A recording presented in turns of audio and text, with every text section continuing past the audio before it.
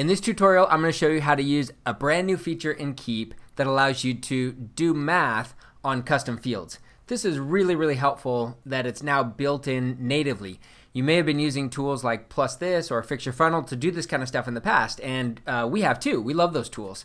But there's one feature in those tools that you no longer have to use because it's natively possible inside the campaign builder. So let's jump into a Keap account and I'll show you how this works. First thing is you'll want to create a custom field for what you're trying to track. So in this case, in this example, I'm going to track the number of purchases.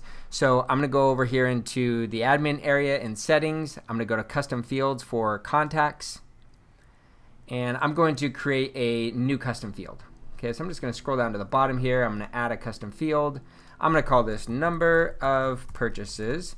And here's the key. I need to make sure that this is a number type. I'm going to use a whole number in this case. And we'll go ahead and save that. Now that that's done, we can jump up here to the campaign builder. And I've already got a very simple campaign built. In this case, it is a looping campaign. Every time someone makes a purchase, we're going to achieve this goal here. And it's set to be achieved on any purchase, any payment type. So if anyone makes a purchase, they're going to come into the sequence.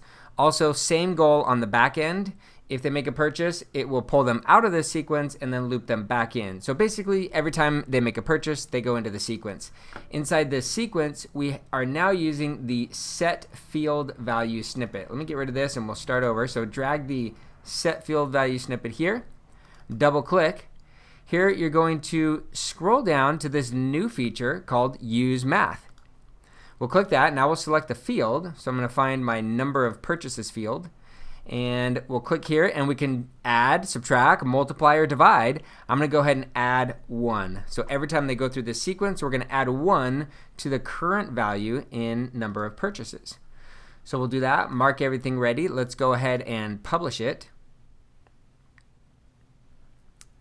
Now, since you just saw me create that custom field, you know that none of my contacts have any value in that custom field. So we can go ahead and test this. We'll find my contact record here. I'm going to just manually put myself into that sequence.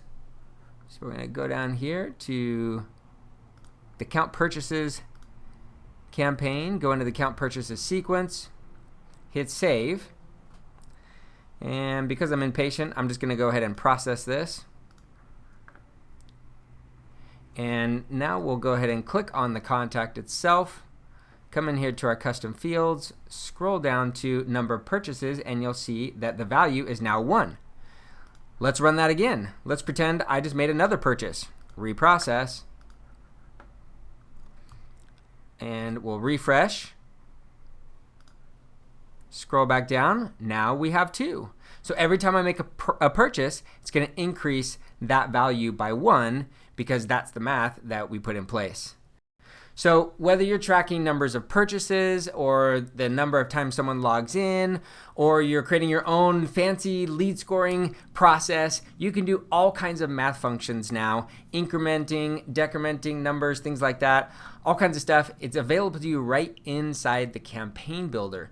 Use the set field value snippet, choose the use math function, and have fun to your heart's content. So if you enjoyed that tutorial, subscribe to our YouTube channel here, and we've got more stuff coming your way.